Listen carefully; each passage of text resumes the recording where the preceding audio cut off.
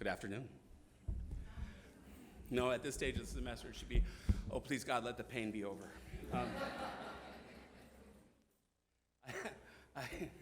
It's been 4 years since I was in the classroom.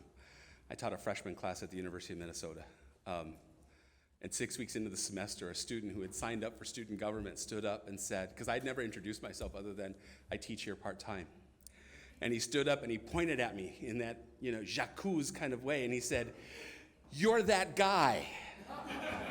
And I kind of looked at him, and the kid's name was Neil Bachta, and I said, "Neil, I guess I am that guy. What guy?" "You're the guy the faculty always talk about that make their lives horrible." And I, without much pride, I looked down at my shoes and I said, "Well, there is much truth in that, Neil. Yes, I'm the budget cutting guy." And happily for us, the class that you're taking, the instructor, he teaches for free because the school can't pay me because of my contract. But the thing I remember most about teaching, especially in the spring, I don't know if it resonates, the last 4 weeks of the semester. All of the anxiety, the stuff that hadn't been done, everything that was pent up throughout the semester, maybe even the year for students, it all comes just kind of erupting out. And you're just looking at the schedule going, we're a week and a half behind. I've got to figure out a way to get ahead of this. And the students are badgering you about, are we going to have a final exam? Yes, we're going to have a final exam. Is it, and you're just like, just let it go day by day. Just let it go day by day. But everybody's sort of panicked and anxious. And I feel for you because I know this is coming. Because I have a freshman who's now at SUNY New Paltz. And she sent me a text today saying, "Dad, I want to send an email to 2 faculty because they have finals scheduled for Thursday and Friday, and I have to move out Saturday. So I want to ask them, why do we have to have a final? And if we are going to have a final, can I take it a week earlier so you can come pick me up on Wednesday and I can move out?" And I reflected on what wise, sage advice as a parent I could give this child. And I stopped thinking as a president. I went back to the time that I was a full-time faculty member to ASU, and I would say, "Honey, don't send that email."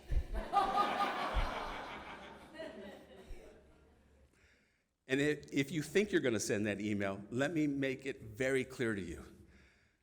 I work on Wednesday. I'm not coming to pick you up anyways.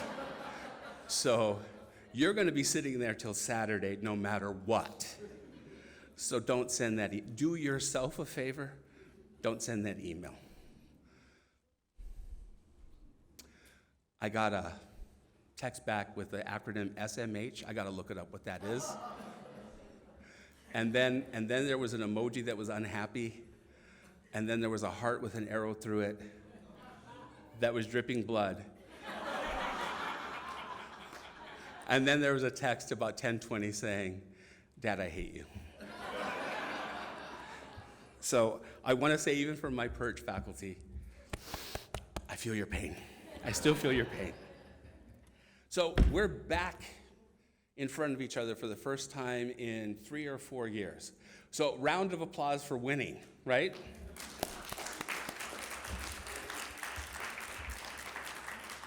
Not only are we winning, but this celebration is record-setting in terms of the number of submissions.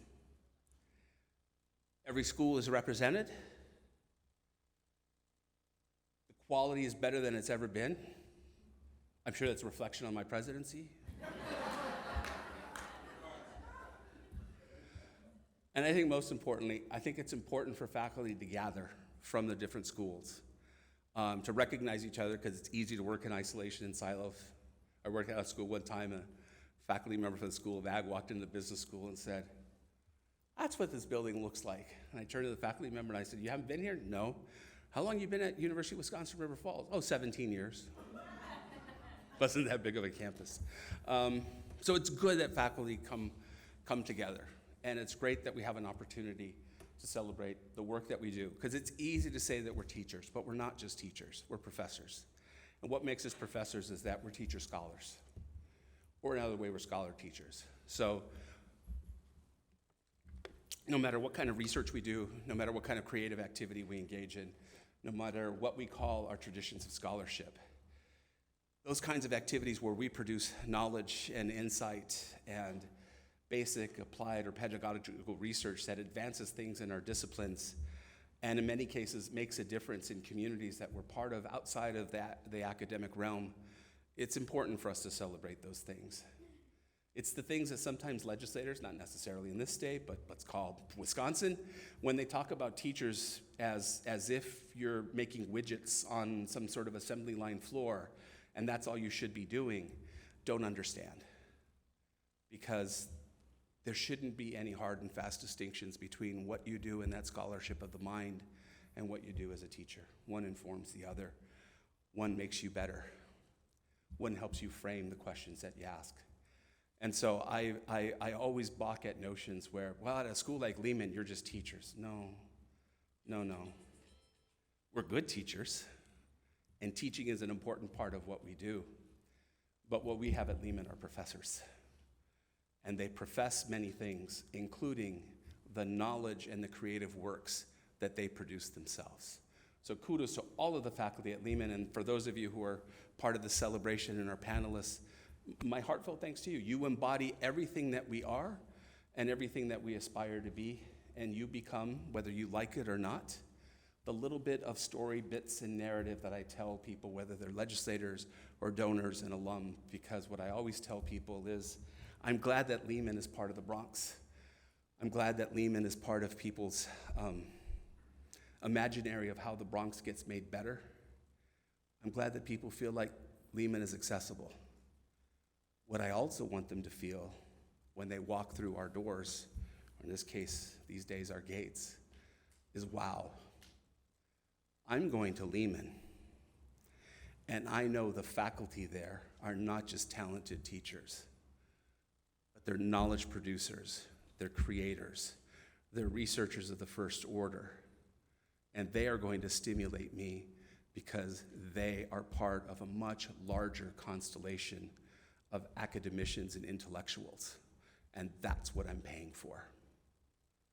So I will never countenance people to say, oh, yeah, just at Lehman. No. Lehman, no just at. And we get to that space because of the work that you do. So thank you so very much. I wish that I had focused a little bit so I could be on a list and have joined you this year. But my essay on Basque nationalism and the African diaspora in Bilbao didn't get done in time. So maybe next year I'll be part of your group. A gentle reminder how hard it is when you're working in many different kinds of ways to actually see a project through. So thank you all for the work that you do. I'm happy to share this time and space with you. I'm going to duck out a little bit early, actually for medical reasons. It's hard for me to stand up. I have an eye condition. So I need to get horizontal pretty soon. So please, panelists and audience members, don't think I'm besmirching you in any kind of way.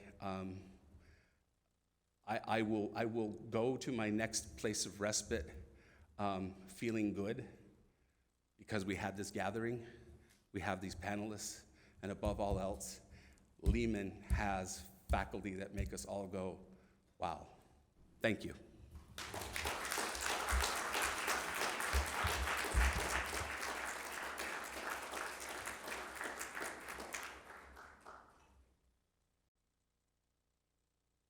Thank you, Mr. President.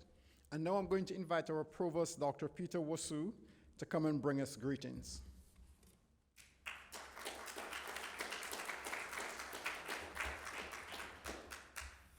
Thank you, Victor.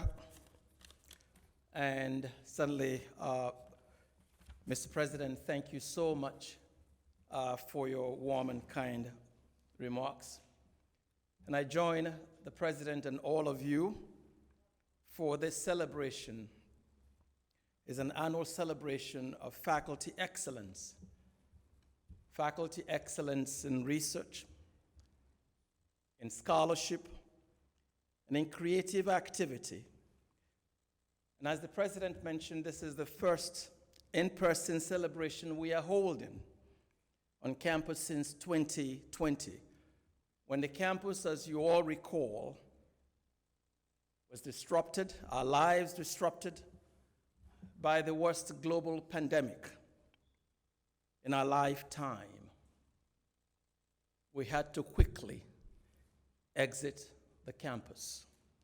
It was a pandemic that created hardships and loss, and yet we held fast to our hopes and plans for what comes next.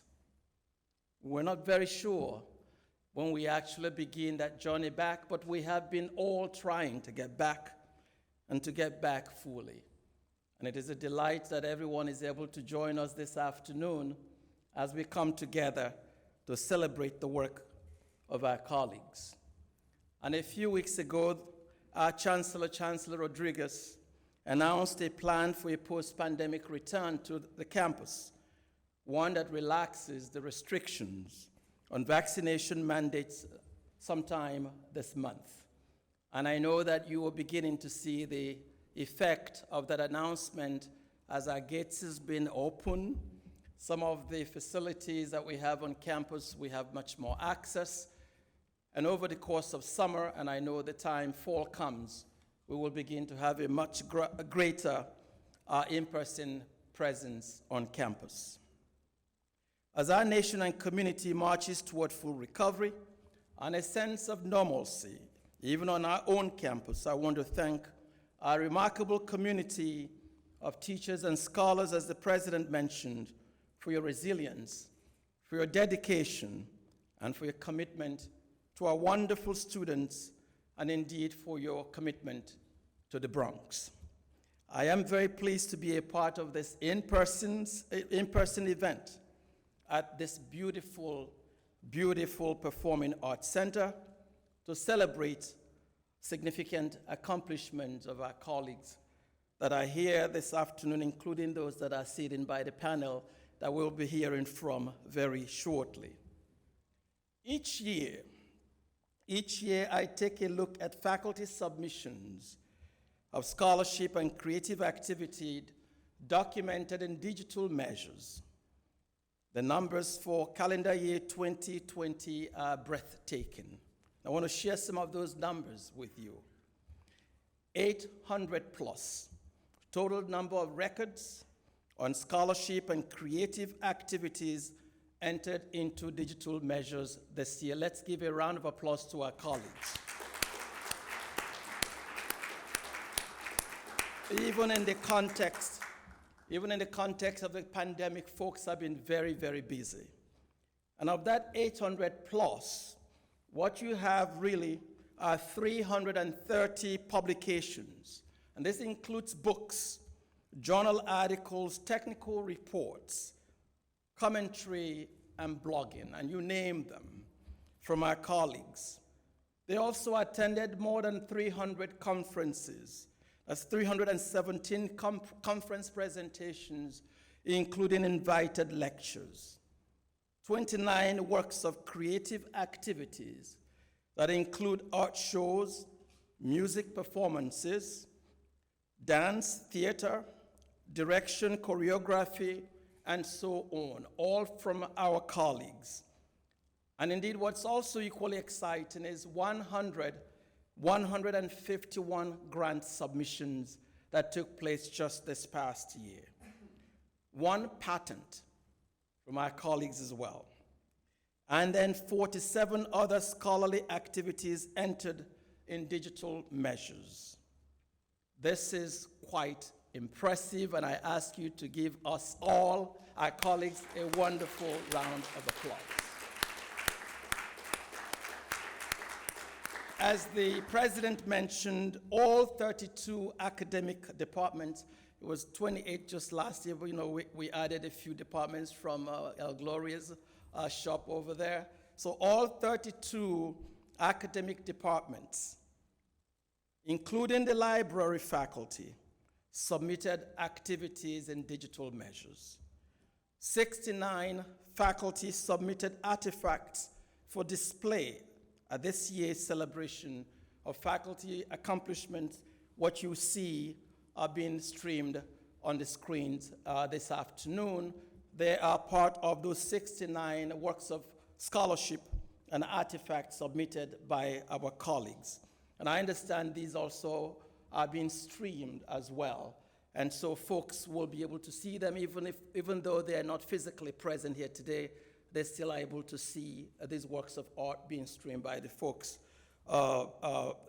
participating on this event. Usually at the end of the year is when we report the final numbers in digital measures, as some of our colleagues then, add additional information to the works that they have put together. And so we submit to CUNY a final report at the end of the semester. So my sense is at the end of the academic year, which ends by June 1st, May 31st, we will be able to submit our final numbers. And you will see that 800 plus probably will go a little slightly higher than what I'm currently sharing with you, which is the report as of this week. And so, as I mentioned before, this is a very impressive set of work, and there is no question about how busy our faculty members have been. Many of the scholarship and creative activities have involved our students, and you recall that just last week we saw the celebration of undergraduate research organized by the Office of Campus Honors and Scholarly Engagement, CHASE. It was, and I was present, the president was present at that event, and many of you as well came to that event at the Campus Life building. And we're able to see poster presentations, lots of work from our students based on the support that they receive from our faculty members, what the president just talked about. And so, again, I want to thank our colleagues for the work they continue to do, but also including our students and preparing a new generation, the next generation of teachers, scholars, and researchers in our country, and certainly in our region and beyond.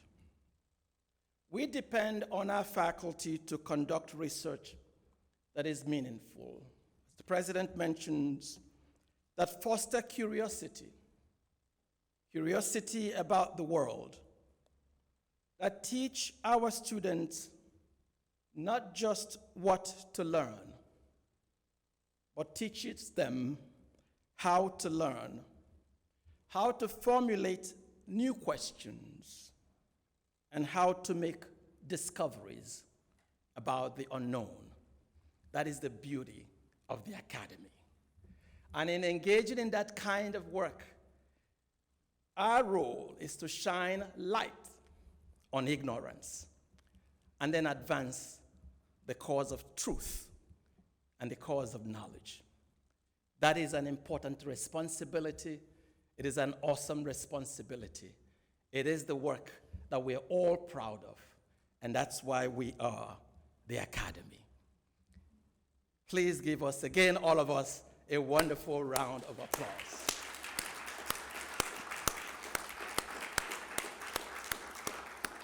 As part of this academy, 7 of our colleagues will be sharing their research and scholarship with you this afternoon.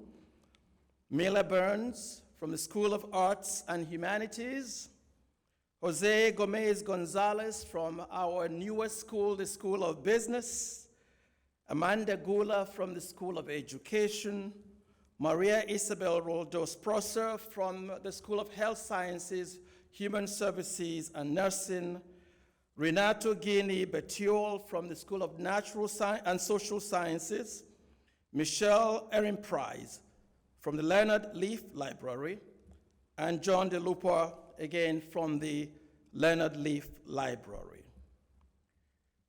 There is also, as I mentioned, a screening of this work that you are seeing on the screen. As I mentioned, also being live streamed. I want to just end my remarks by thanking the team in the Provost's office, especially my dear friend over there. Can you please stand so we can acknowledge your wonderful work?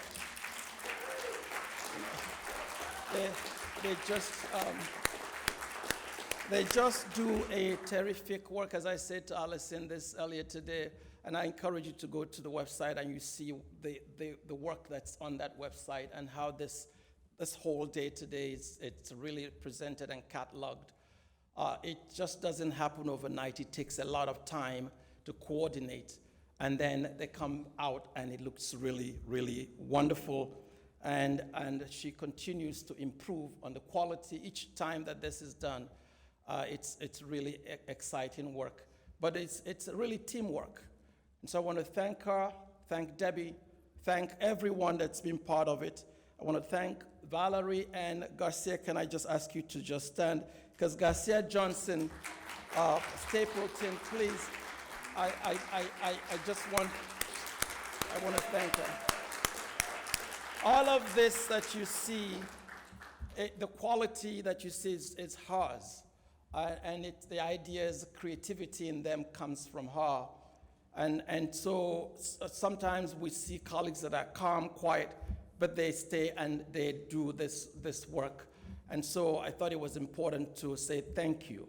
Thank you and the team for the work that you continue to do, and certainly for this excellent display of this event and the work of our colleagues. I thought I will have, where's that mock thing? I think I'll use my water, if I, you know. Yes, the mocktail, where is it? Because I was going to toast, but I forgot that everybody now dropped their, I guess everybody's drunk now, so they finish, so I'm going to use water. But my water really is to, my water, if you have your water, because I was expecting we will have the drinks, but I guess everybody got drunk after they finished it. I was going to propose a toast, so I was going to propose a toast, but, thank you for not telling them on time not to just get drunk. But, to the remarkable faculty of Lehman College, here, thank you, and continue the wonderful work. All right. Victor, the floor is all yours again. Thank you very much, everyone.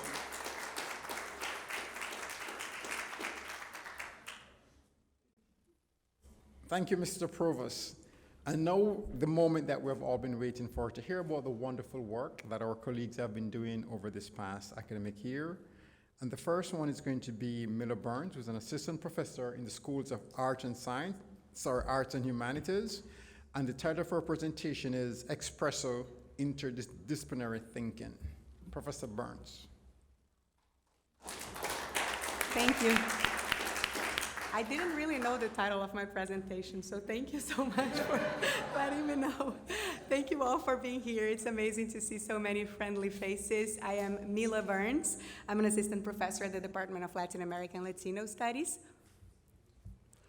in the School of Arts and Humanities. Yeah. And in my home country of Brazil, I am what people call a pipa avoada.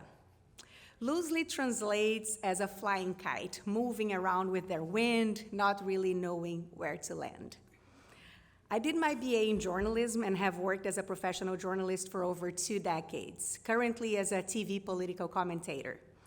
After graduating, I did a master's in anthropology, and my thesis originated my first book, a study of gender dynamics in the machista universe of samba. I looked at the life and work of Dona Ivone Lara, and one of her albums was the topic of my second book. When I moved to the United States, I enrolled in another master's program in Latin American Studies. I started researching Brazilian exiles in the United States during the years of the civilian military dictatorship in Brazil. I then developed this project a little further during my PhD in history. My dissertation was about the Brazilian influence on the coup d'etat in Chile 50 years ago. As you can see, a pipa avoada. I am happy to talk about this publication now because it is the strangest one I have ever done, and it marks the moment when I began thinking that being a pipa avoada was actually okay. It is a chapter in a big coffee table art book, and I think the editor expected me to write something academic about Oriente. a song that symbolizes Brazilian musician Gilberto Gil's dive into Orientalism, meditation, yoga. Instead, I wrote a letter to my 6-year-old son, borrowing from Thich Nhat Hanh, Bell Hooks, Cecília Meirelles, Mary Oliver, Beatriz Nascimento, and of course, Gilberto Gil, among many others. When I wrote this chapter, I was about to teach Introduction to Interdisciplinary Studies here at Lehman and was deeply involved with the Atlas project, in which we, the faculty at the School of Arts and Humanities, developed a list of what we called transformative or transformative texts. In summary, texts with the very modest goal of changing lives, or maybe the world. Talking to my students at IBA 301 and my friends at the Atlas Project made me realize that I should not be afraid or ashamed of being a pipa voada. It could actually be quite cool. To confirm my hypothesis, I was invited to give a TED Talk to talk about the power of being an interdisciplinary thinker. Oriente was published surrounded by this discovery. It uses the verses of Gilberto Gil's song, Oriente, as a thread to explore things that I have learned from thinkers in multiple disciplines. The text was published in Portuguese and translated into English by Christopher Dunn, professor and chair in the Department of Spanish and Portuguese at Tulane University. And I quote different passages from his translation.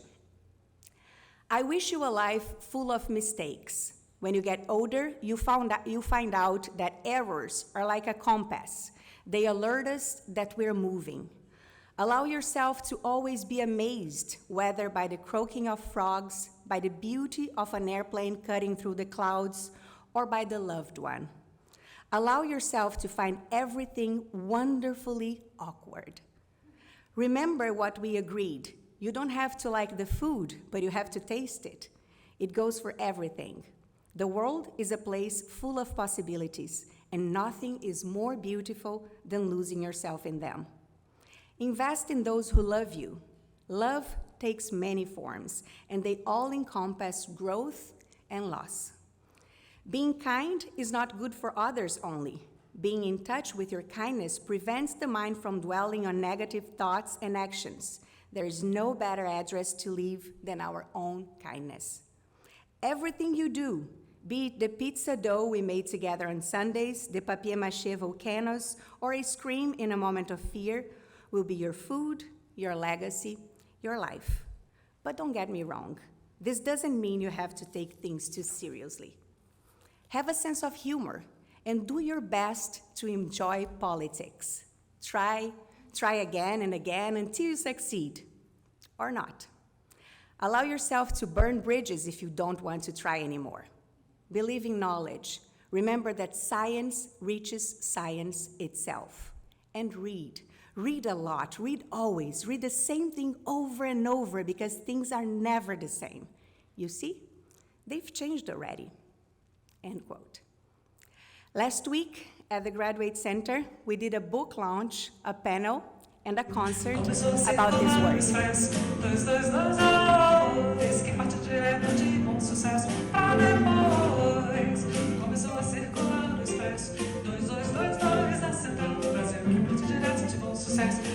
It was a celebration of Gilberto Gil's work and legacy. The book editor, Ana Oliveira, came from Brazil, and the New York DJ, Greg Cass, joined the conversation.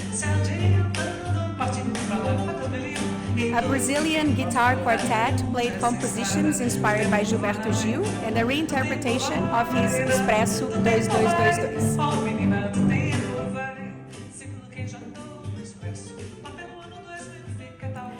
The TED Talk should go online later this month. And I have a few upcoming projects. One about Brazilian telenovelas in Cuba during the Cold War, and my forthcoming book and much expanded version of my dissertation. Keeping alive the Pipa Voada spirit and hoping that my crazy winds take me to unexplored places, I just move forward with the support of the brilliant people here at Lehman College. I hope it takes me to amazing places. Thank you so much.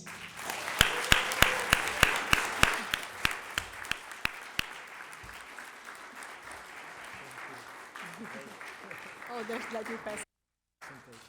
That's the TED Talk, I forgot. Thank you.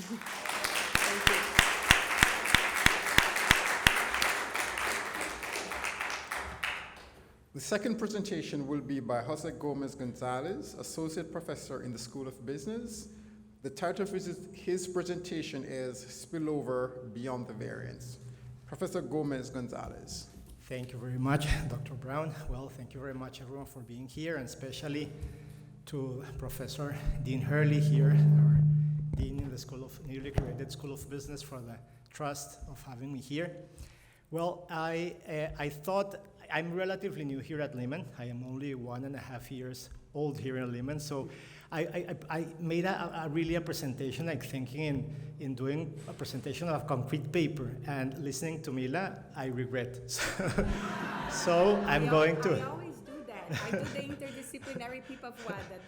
Don't get me wrong. You're gonna nail it. Thank you. So I'm going to try to combine more and change, improvise a little bit, and talk a little bit more about the motivation of my research, what I do, why I do what I do, and how I look my research to the future, and especially to motivate students and other scholars around me. So I was born in Bogota, Colombia, many years ago. And as soon as I finished my bachelor studies, my economista in Colombia, I'm very boring. I'm not like interdisciplinary. I'm economista, master in economics, PhD in economics, everything in economics. So I finished my bachelor's degree in 1998 when a very strong financial crisis hit my country and many other emerging countries after the Asian crisis and Russian crisis. And I was fortunate enough to get a job in the Central Bank of Colombia and start learning about how financial crises hit hard the daily life of human beings. So I can continue going through, but I'm going to talk about another things. But and I got a lot of interest in trying to think, okay, I must do something to try and improve the well-being of people in my country and similar countries. A country like Colombia, a small open economy, when, for example, a shock hits the financial markets in the US, or even the Fed moves too much the interest rate upwards or whatever, our countries are hit hard. So I was thinking, okay, what can we do to try to improve the quality of living of my country and try to avoid like this shocks hitting so hard the economy and having so bad effects on the quality of living of people and welfare. So I started thinking how to do it, and from a central bank perspective, I worked a lot of years in the Central Bank of Colombia. I learned, for example, the importance of capital controls. At the time when I started thinking of capital controls, people in the IMF thought we were really, really crazy in Colombia. Colombia is one of the countries that has implemented more capital controls in emerging market countries. They told us, oh, you are limiting the availability of capital inflows to move freely from one country to another, and that's bad because economies grow less when capital is creating immobilizations for capital to run to the most productive use. But we didn't really thought so, because we have learned that when capital surges occur, and then when capital surges go down, what that's called sudden stop, it hits really hard an economy that depends a lot on those capital inflows. So I started working in capital controls and macroprudential measures. It's now called macroprudential measures. At that time, we just thought that it was like financial measures to try to avoid the shocks hit so bad the economy. And I started becoming like really interested in doing really profound research on those topics and moving beyond just like doing it in the central bank and trying to move it to academia. I started working in these topics since before doing my PhD. When I went to my PhD, I finished it very, very rapidly. I took my qualifying exams, and then I finished in less than 4 years without having done a master's degree because I had it very clear what I wanted to do for my PhD research, and I found professors at Cornell University that oriented me really well toward that goal. And then I went back to my country, continued working in these topics. And that's like I've been working in that for 20 years or so.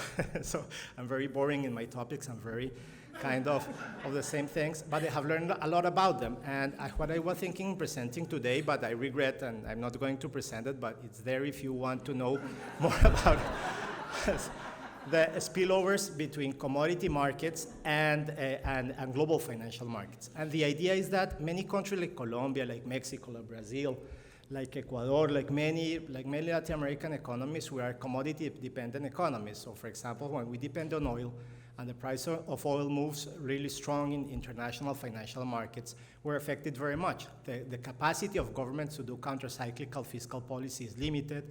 International reserves move a lot, and unemployment drifts a lot when strong movements in commodity prices happen. So what I'm being devoted myself to study statistically and mathematically how to try to formalize this in economic models in order to try to find out ways in which these things can improve. And finally, I'm working a little bit more interdisciplinary in the last few years. I have entered into a topic of trying to think more proactively and not only how to limit these bad things to happen, but also how to create opportunities in small open economies to diversify their productive capacity and to become more economically complex in order for them to be less dependent on these commodities and to grow more in the long run. So that's what I'm working now. And well, during my classes, I teach here in Lima Intro to Micro and Intro to Macro. And I find fascinating the fact that a lot of people from emerging market countries are my students. Many of them understand perfectly well our reality. And I have found in them, and in many of them, interest in developing these ideas further. So I'm really looking forward to try and involve students in my research and in my work to the future. And thank you very much.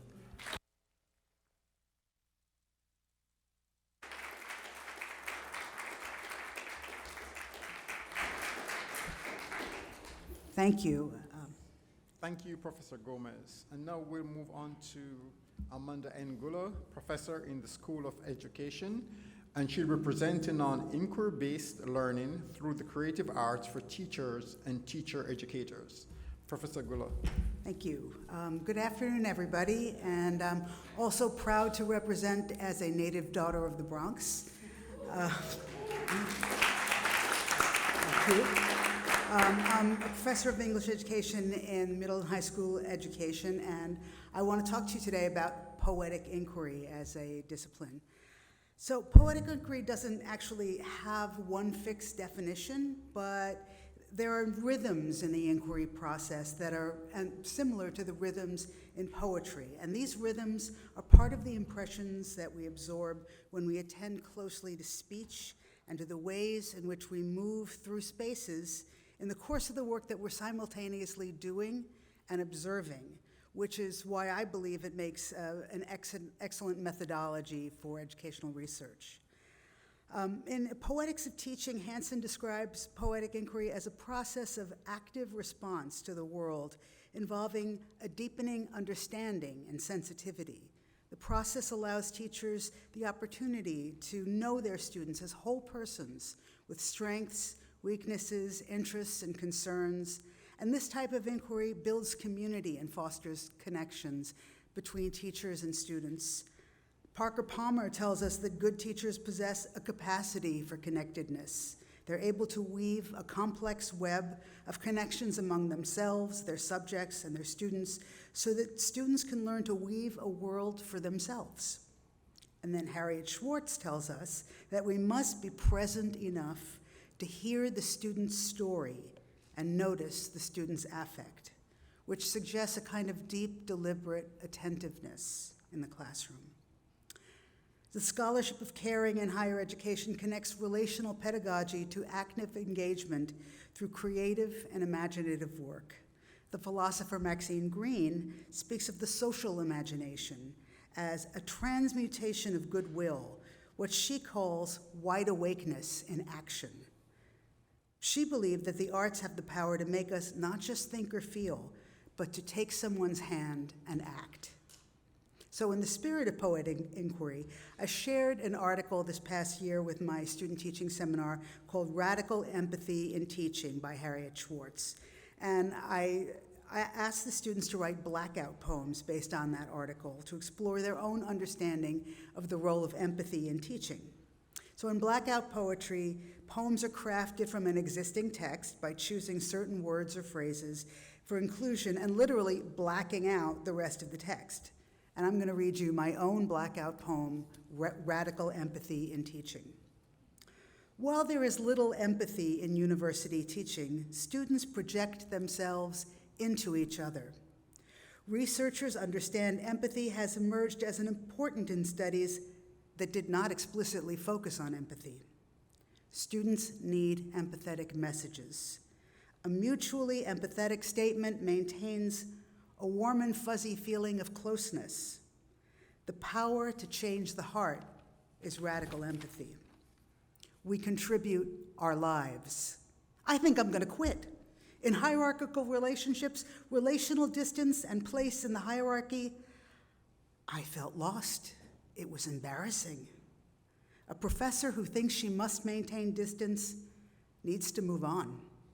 However, a professor who is willing to show that she has been touched, it pains her. We must remain open. So carving this poem from Schwartz's text helped me to articulate my feelings, both of passion and ambivalence towards radical empathy in teaching, and I'm not sure I would have been able to achieve that in any other way. But now I want to take us back to the spring of 2020, when the campus shut down in the middle of the semester, and we had to figure out not just how to teach remotely, but how to navigate the emotional minefield we and our students all suddenly found ourselves in. Some students got sick or had to care for loved ones who were sick. At other times, students just became too depressed, anxious, or disengaged to keep up with their classwork. And while all this was going on, I had a book contract with Palgrave Macmillan and a tight deadline. I'd been invited to write a book for their Creativity in Education series, so I asked high school English teacher Molly Sherman to co-author the book with me so we could write about the work that we had done together in her classroom at Kingsbridge International High School, right next door to our campus. I collaborated with her as a visiting poet and teaching artist, co-teaching lessons in which we got students to discuss paintings and poetry, eventually creating their own poetry anthology. We were so excited because students who had struggled in school and who lived in extremely challenging circumstances were suddenly engaged in learning and showing up to school and becoming much more confident readers and writers.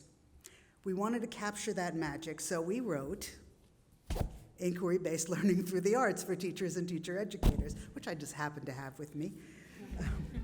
The book became a vehicle for us to capture not only our earlier work, but the work we were both currently doing to help our students survive the turmoil of fear, anxiety, and isolation. As teacher educators, we were traumatized people teaching traumatized people who were teaching traumatized people. And what got us through was an innate understanding of the power of poetry and empathy and creativity to create community and help our students find their voices and make it through. This project has led to many others, including an upcoming article called Poetic Inquiry as a Tool for Interrogating Mentoring Relationships in Teacher Preparation, co-authored with my colleagues Tiffany DeJanes and Rabab Abihana in MHSE, which will appear in the upcoming issue of the journal Learning Landscapes. And all of this is interconnected and interwoven, as we know. I was doing Poetic Inquiry before I knew it was called Poetic Inquiry, so we all sort of have that common thread of common threads. So in that article, we document our quest to bring poetic inquiry to student teaching supervisors so we could better understand our shared experiences of mentoring teacher candidates and to deepen our thinking about our own pedagogical practices. And the goal in all of this work is to promote a pedagogy rooted in inquiry, creativity, and most of all, empathy. Thank you.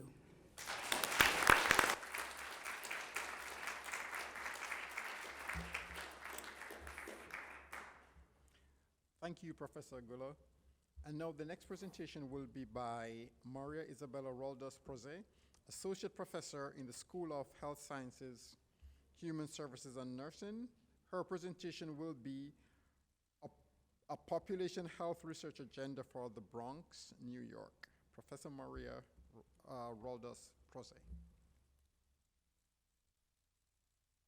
For this invitation, and I'm humbled to be among my colleagues here, so thank you for that. I guess that now that I have seen how this presentation goes, I kind of feel like I need to improvise, just like my previous colleague. First of all, I think that it's important for me to start by saying what is my background. So I studied sociology as my undergrad in my back home at Ecuador, in Quito, Ecuador, where I'm from, where I was raised and born.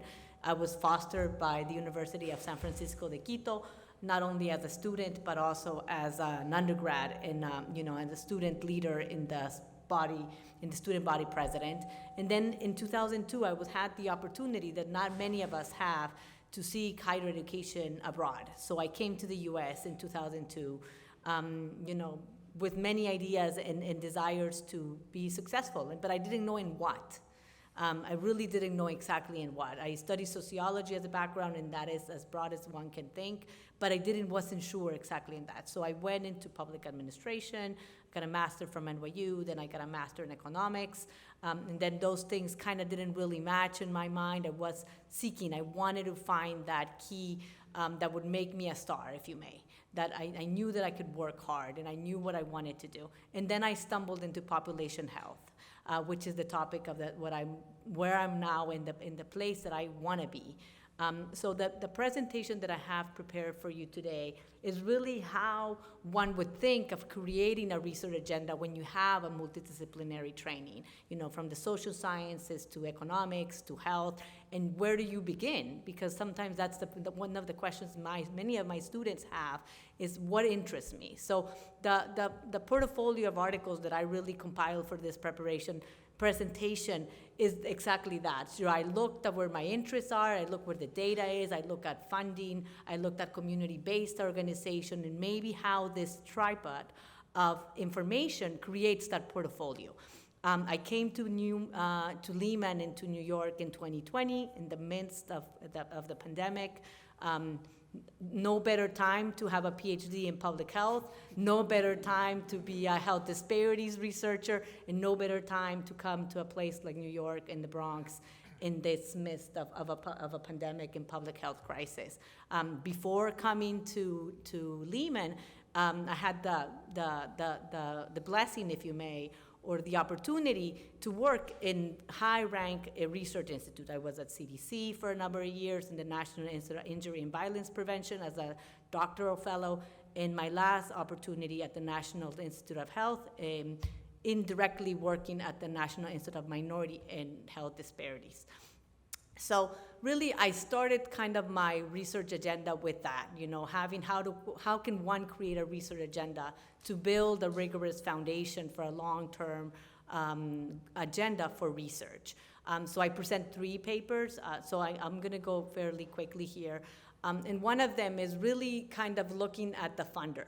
I don't think we really, again, as a population health person, one knows that funding is not that sets the agenda, but it's certainly helpful.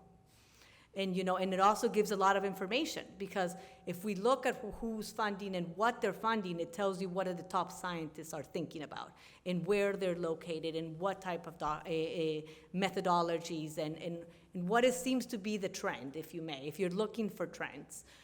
So I was interested, I've always been interested in violent crime. So I conducted, this paper is right now in press. I looked at the National Institute of Health research portfolio on violent crime. And really, this is really justified, and you can see this graph here I can see it over there, you guys can see it here. The disparity on populations that really this topic matters. And this was young men that come from a minority background. And these curves are as telling as they can come, where you can see that disparity is great and more research is needed. And then if that is the case, well, let's see what's being funded. So I looked at 10 years of grants on this topic by NIH, and I focused on young adults because of this disparity. So I pulled the data from public databases from the NIH called Reporter, and I pulled all the abstracts and I looked at the years of funding, the location of the research, the population focus, the type of research conducted, to really understand what does this map look like. And I wanted not only to understand what they're doing, but also what are the determinants that they're understanding and looking and studying, and later look at their publications. Again, I'm really going quickly through this work. And the results really told us that in 10 years, an institution such big as NIH had only funded 124 grants in this topic. And of those 124 grants, only 17 were actually focuses in fatal injury, which is violent crime. Of those experiences, which is the population that experienced the biggest disparity. And of those body of knowledge, only 90 publications came out of that research. So if we would look back of what really this means, well, that other map there was, it was a word cloud or a map of the keywords of all the abstracts that came from that. But really the implication of the research of portfolio analysis or funding portfolio analysis have to do with highlighting where there's opportunities and gaps, not only for new research to be fostered, but also for new research to be presented under that specific topic. Some of the research gaps were found, that there was really no studies funded that were actually studied those that were victimized by the violent crimes. There was very little research on the role of healthcare, understanding as a determinant of violent crime. Fatal injury in rural community was rarely studied, and if with using a framework that not necessarily was the same as those applied in urban areas. And premature mortality related to hate crimes was not even one single grant that was funded to study that, even though we understand the importance of that. So that work came about, all that is great. And then it came 2020 when I came to New York, and I heard in every meeting that I went on population health when they told me 62, the Bronx is 62. And I thought to myself, really? Let's look, no? And I said, so I really embarked really early on. This is a work, again, this is collaborative work, not only that came from my thinking that I really wanted to understand, but also the collaboration of colleagues at my school, Dr. Talita Fortunato Tavares from the School of Speech and Language and Pathologies, as well as Dr. John Rossman. So we worked together for almost 2 years for this work. We wanted to study the longitudinal trends in New York State's counties, not only for the Bronx, and 2 health outcomes that are robust. And we wanted to look at the data that most people repeat, which is the county rankings data, which is this data. So this is a population-based data that is widely used, is fostered by the Population Health Center at the University of Wisconsin, and they publish every year ranking of the counties. And consistently, the Bronx has been the last county in the state of New York. So we wanted to come up with something new. So we pulled out 19 determinants and variables from this large data set. We chose these variables because they were, there was a measurement for every year for the 10 years in every county. So if you multiply that, it was at least 620 observations per variable. This is a very busy thing, so I'll skip it quickly. But the first things that we found in this trend analysis is that we wanted to plot what was the linear trends of premature mortality and years of potential life loss. And what we found was extremely encouraging, at least from my view, which is, as you can see here in the top, the 5 counties in the top are the counties with the largest declines in premature mortality. And if you can see, the third one in the top 3, in the top 5 is the Bronx. And you can see that the curves is not only declining, but sharply declining, which is not something that you would see when you look at the county rankings data. The county rankings data is saying everything is bad, bad, bad, bad, bad. But it's only bad because you're looking at it at one time. It's like looking at the journal, but just looking at the page that they committed suicide. But if you look at the journal, the whole page, you can see the 10-year, and you see where things actually are. And then we saw where the counties, again, there's 62 counties. I chose to just show the top 5 and the top bottom. And the top bottom counties are all rural counties in the state of New York. So we were this was the case for both variables that we looked at. So we came with the statistical approach, and we chose an approach that not only looked at the trend in a single way, but we wanted to look at the variables trends as well, and we let them float on their own. We didn't want to fabricate how we wanted them to influence the outcome. We really wanted them to I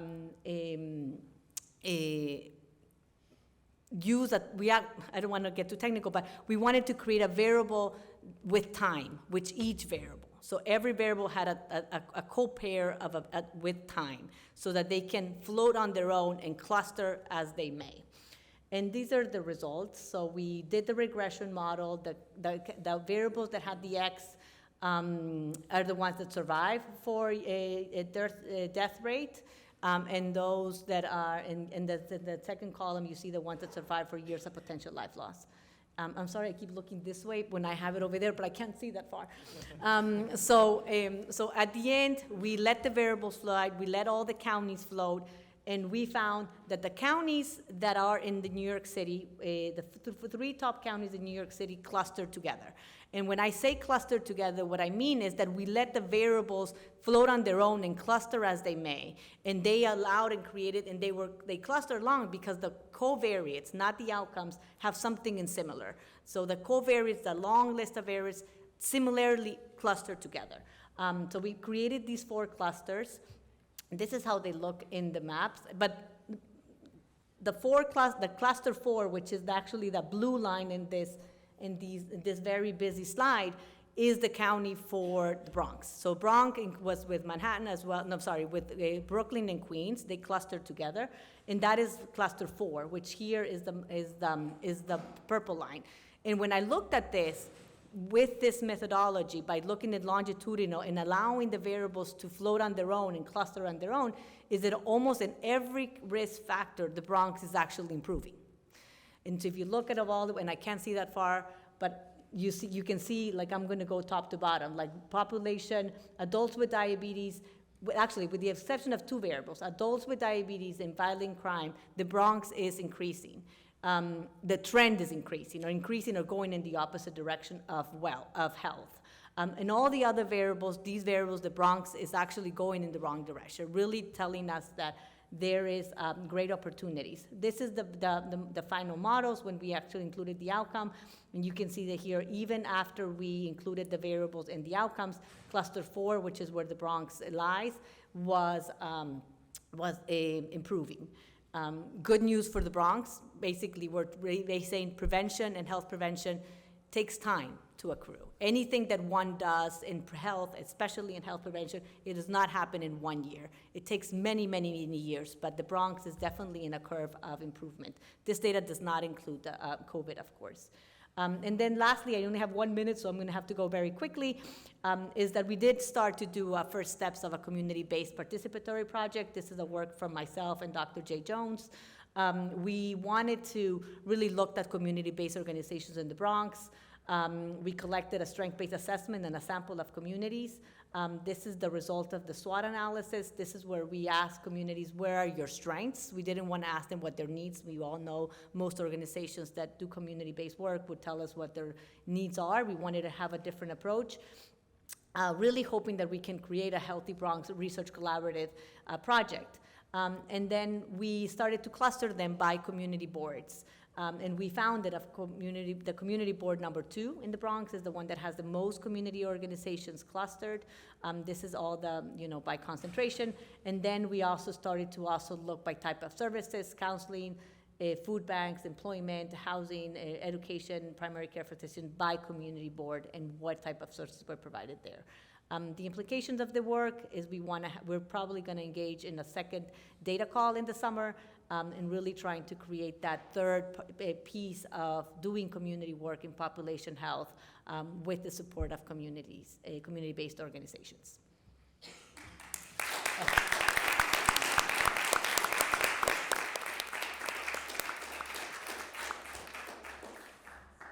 Thank you, Professor Roldas. The next presentation will be by Professor Renato Guinea-Betiol, Assistant Professor in the School of Natural and Social Sciences. The presentation is entitled Curvature, Topology, and Geometric Partial Differential Equations with New Tools from Applied Mathematics.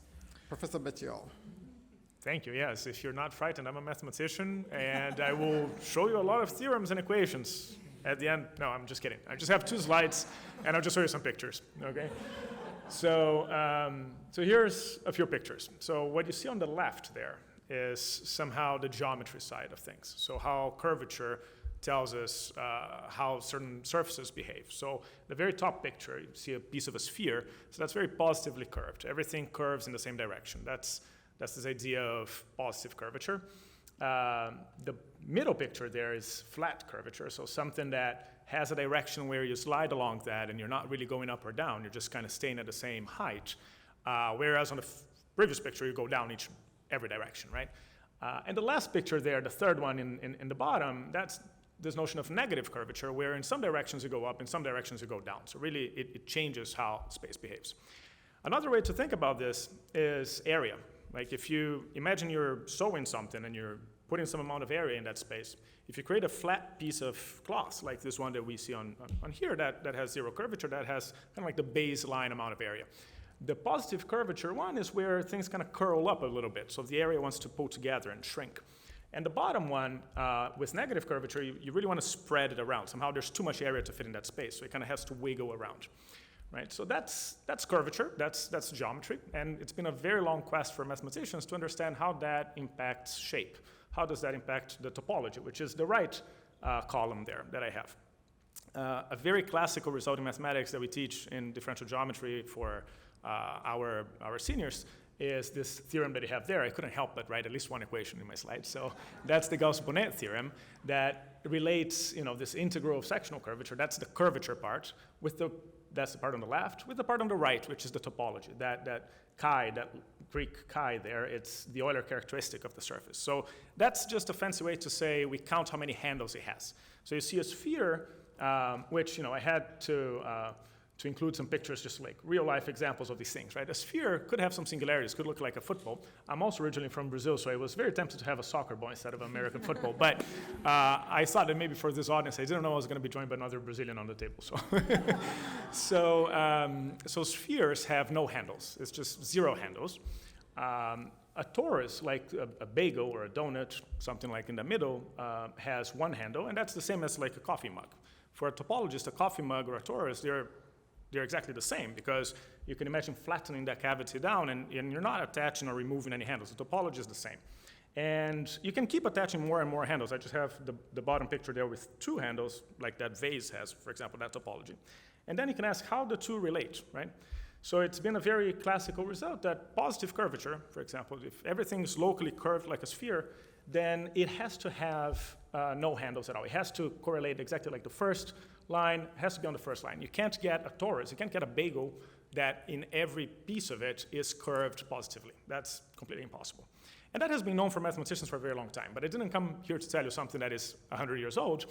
What I would tell you is what has been puzzling mathematicians for, well, the last 50 or 70 years at least, is how does this work in higher dimensions? So I'll tell you something about the fourth dimension or so on, right? So this is my second and last slide. So first of all, how do these things play in higher dimensions, right? So to take a step forward into the fourth dimension, let's imagine we take a step back into 2 dimensions. If, for 2-dimensional creatures, we are godlike in the sense that we see this 3-dimensional world, but if they lived on the surface of a plane, and maybe some 3-dimensional object was visiting them, you can imagine on that top picture you have like a sphere crossing a plane, they would notice some kind of shape showing up in their world, so a disk growing and then shrinking again into a point. If like a cube was visiting their world, you see that cube intersecting there, you see a little square. So they would notice sections of these 3-dimensional objects, right? Much like that, if a 4th-dimensional object was to traverse our 3-dimensional space, what you would see would be sections of that would be 3-dimensional shapes, but that somehow pack together into a stack that forms that 4-dimensional object. So that's what you see there on the right, on these yellow-shaped surfaces.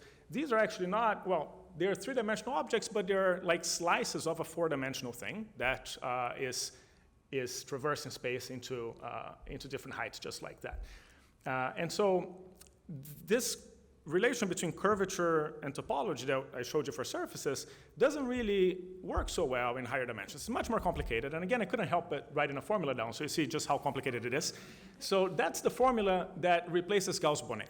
Gauss-Bonnet, at the very least, looked very simple in the surface case. In this case, there's a lot going on, right? So there's all sorts of symbols, and algebraically, it's fairly complicated. So complicated that Heinz Hopf, around almost 93 years ago, actually, conjectured that positive curvature, just like in 2 dimensions, ought to imply positive Euler characteristics. So this kind of relation that, the local way that things curve should imply a global restriction on it. That's still not known, okay? That's an open question, and has been open for about 100 years, and has been puzzling people since.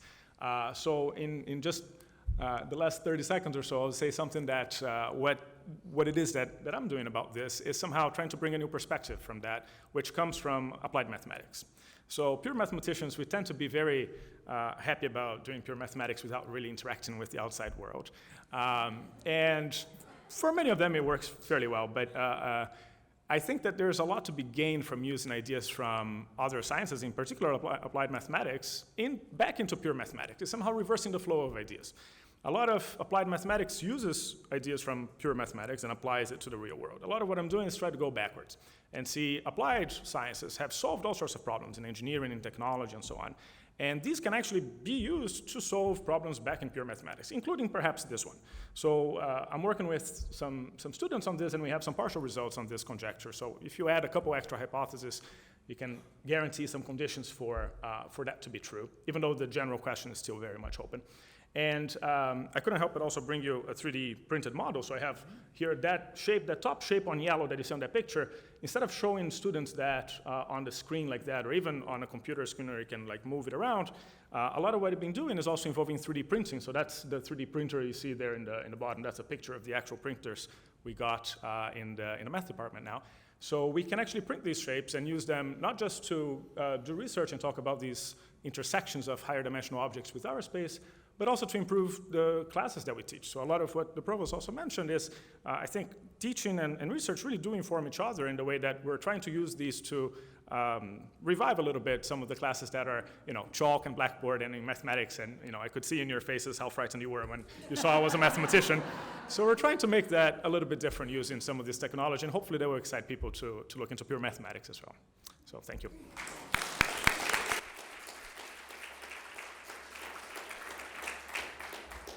Thank you, Professor Bettiel. The next presentation is by Professor John DeLupo, Assistant Professor in the Leonard Leaf Library, and Michelle Erin Price, Assistant Professor, Leonard Leaf Library, and they'll be talking about implementing a chatbot on a library website. Professor DeLupo and Erin Price. All right, thank you. Thank you all for sticking around with us to the end, and thank you to our colleagues up here. Also want to give a special thank you to Kenneth Schlesinger, our Associate Dean and Chief Librarian, for nominating us today. So, as Dr. Brown just mentioned, I am John DeLupo here with Michelle Erin Price, and we are going to talk about our research on implementing a chatbot on the library webpage. So, chatbots, as you know, are big in the news right now, very popular, but chatbots have been around a while. At their most basic, they're a tool that mimics communication with a human, but it's done electronically. Chatbot research has been done since the 1950s, when Alan Turing famously proposed the Turing test, which was a way for you to see if you could determine whether a computer was talking to you or a human. Yes, exactly. Since then, another notable chatbot was ELIZA in the 1960s, which many people did say was very successful in that. There have been many other chatbots since then, but of course, as we said, with ChatGPT, they're back in the news. In libraries, we like to think that we've been a leader in this. In the US, public libraries kind of led the way. They did the first research in chatbots here, but academic libraries have been in the game for a while as well. Since 2011 is the first academic library that was doing it in the US, but right now there's kind of 3 major libraries doing it, one of which, of course, is us.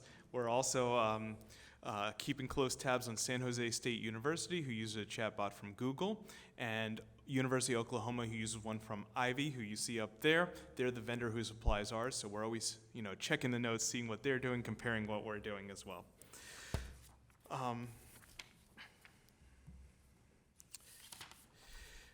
Our process with the chatbot starts back in 2019. Our colleagues in IT came to us and to several other departments here on campus to talk about implementing a chatbot to improve services and to provide some interesting automation in the area of being able to answer questions.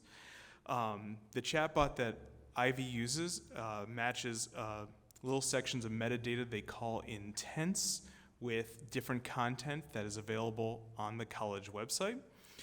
We have some control over this. We're able to match the intents with different parts of our website. The library's particular bot, all the bots actually at Lehman, are called the Lightning Bot after our college mascot. And after an initial period of what we call building its brain, where we were doing that matching process, and we also ingested some sites from the college, we did a sort of soft launch in November of 2019, right around Thanksgiving time. And actually, we got some great feedback from our colleagues, both in the library and beyond. We made some changes both to the matching process as well as to some other features like accessibility, and we really made sure that we were emphasizing that people were talking to a chatbot, not to the library's chat service, where you speak to librarians 24 hours a day. Since then, the changes have continued. We've adapted to different things that have come up, and we're gonna, I'm gonna switch the slide. That's what I was trying to do. There we go. So the chatbot works, as I just said, you go on the library homepage, and we have a little box where you can ask it a question. The bot will look for the answer. If it has it, it'll provide it. If it can't, then it does direct the process back to our librarians. It does use a supervised learning model, and it's a recursive neural network to find it, but that is changing very soon. The company has inked a deal with ChatGPT, which Michelle will talk about in just a minute. So, turning it over to her. Thank you, John. So just to talk a little bit about some of the lessons learned that we discussed in our article. So we discovered that there were, of course, limitations to the chatbot upon its implementation. Particularly because of our license, we were able to give a set of 5 pages for the chatbot to crawl, to index essentially, but those pages cannot be changed. And unfortunately, after the implementation, some of those pages were changed and we weren't unable to make changes to there. So therefore, there was, unfortunately, a page or two that were being crawled that did not have the most up-to-date information.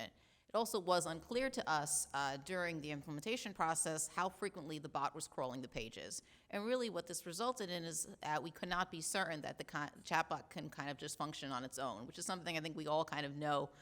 This kind of technology, as amazing as it is, it does need humans to really run it. And really what this resulted in is that we worked very closely with IT, who was extremely helpful in creating these intents, that we were ensuring that students and users were getting the most up-to-date information when they asked the chatbot the questions at every hour. And really just to ensure that it was consistently learning and we were consistently learning throughout the process. And really what that leaves us now is future research. And what's interesting is that, as John alluded to, Ivy is keeping up with the times in that in April they announced that they are licensing the ChatGPT API, which is then going to be using a transformer model, which essentially means that the chatbot is going to get better because they are using the best of the brightest. So we are in good hands, as they say. And it's actually really fascinating to us as researchers because we are seeing more questions directed to John and I that the chatbot cannot answer that are more typical research questions, which are telling us that students are using ChatGPT and they are looking at our chatbot thinking, oh, maybe this is it, maybe the library has it, or I'm gonna go here and ask some questions. So we're really interested in this. And our research this summer, thanks to a PSC CUNY grant, is going to be looking at a real formal assessment of the transcripts, looking at the engagement of users with the chatbot. And really what we hope to gain out of it is to see how are users using the chatbot, what kind of impact it's had on the website, and where do we stand going forward. Really, the 2 big takeaways from our article was two major changes that we changed to the website as a result. Number one was we really saw that our website needed a different kind of design and that the chatbot, the way our website was designed, we didn't have individual pages linked. And therefore, when the chatbot found information, it wasn't giving the user a direct link to a page. Rather, it was kind of dumping them on a page, and then the user had to find the information themselves, which is unfortunate because the user doesn't really know the answer in the first place, which is why they're asking the question. So that led us to then redesigning our website so that every page was linked, which is actually a better way of designing our website in the first place. But this is how our users essentially informed us, and the chatbot helped us inform us on this. So that was one major takeaway. The other was that users see, and I'm sure you all know this, the library is a major source of information, both library and non-library related. We are seen as the place to go to, and users have all sorts of questions. And really what we then set out to do was to build a forward-faced knowledge base in the form of our FAQs, where students can go in and users can go in and get answers to frequently asked questions, similar in some sense to the knowledge base that the chatbot was building on the back end, where it was drawing its answers from. So those are really the big two takeaways. And really, we're very excited this summer to do a deep dive into these transcripts and look at the analysis to really understand what has, since 2019, what kind of impact has the chatbot made on its website, on our website? Are there further changes to be made? Well, how are students and users going to be using it in a now ChatGPT world? And really, what is the long-term place of our chatbot on our library website? And really just in student learning in general. And that concludes our presentation.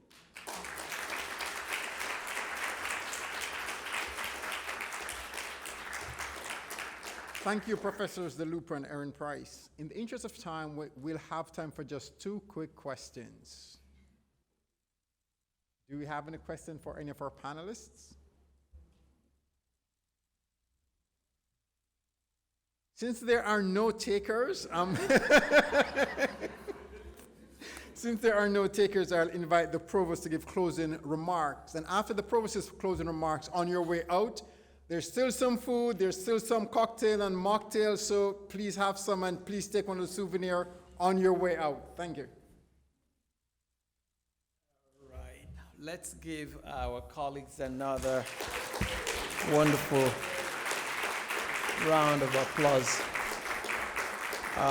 The depth and the breadth of the presentations, and Renato, unfortunately, when I did arithmetic in school, I wish you were the professor. I would have been a good student, but you made it fun and actually paid attention. So I want to thank you for that. And suddenly you see the interdisciplinary nature of the presentations, drawing from one another, pretty eclectic also. In terms of context, in terms of where they draw from. But what is also more important for us is that the work reflects attempts on or efforts on their various parts to address common human challenges. They're looking to solve problems. And that's really what we do as folks in the academy, but we build on knowledge and we try to improve what we know, our understanding of what we know, and you see that through and through in all of the presentations, including the last one about ChatGPT that we are still struggling with all of its challenges. But that's really where the technology has been quite amazing and where it's taking us. But all of these have implications for learning as well, so I want to thank them for the work that you do, the impact on learning, the impact on our students, the impact on our community, and certainly impact on the Bronx as well. So thank you so much. I want to thank Victor for moderating the session as well and keeping us right on track. I want to thank as well our IT folks and our multimedia folks who actually have been part of putting this event together. Mick Dio is over there. Mick Dio, thank you so much. Thank you. Thank you. And I don't know where Brendan is, but I want to say thank you to Brendan and his team for an awesome job. We'll always answer the call when we ask them to come, and this has been quite great. I want to thank all of the participants, our colleagues that have also been here to really witness this event. So thank you all, and this event stands closed for this afternoon. Please don't drink and drive, and if you have had a lot of drinks on drive, I just want to make sure that I did give everybody some advice, so thank you again. So.